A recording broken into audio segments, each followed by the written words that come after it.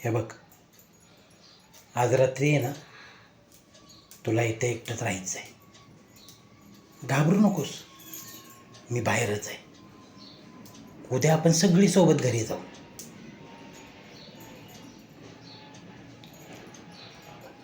आई, मी मंग्याला मारलं म्हणून मला शिक्षा मिळाली का ग? नाही रे, अजिबात नाही. तू मारलं नाहीस त्याला. आई, मला त्याला मारायचं नव्हतं ग. माहिती आहे मला, पण तू असं का केलंस? कारण कारण मला त्याला मरू द्यायचं नव्हतं. मंग्या माझं सगळं ऐकायचं.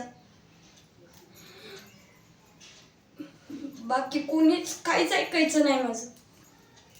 तू पण नाही, बाबा पण नाही, शाळेत पण कोणीच काहीच नाही ऐकायचं माझं.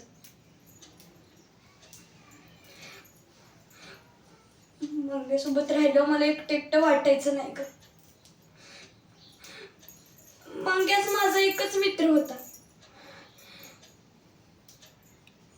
बरं ठीक आहे, आजपासून मी सगळं ऐकेन.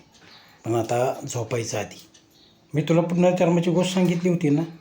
जसं प्रत्येकाचा जीव पुन्हा जन्माला येतो ना, तसंच मंग्याचा पण येईल. हां, झोप आता.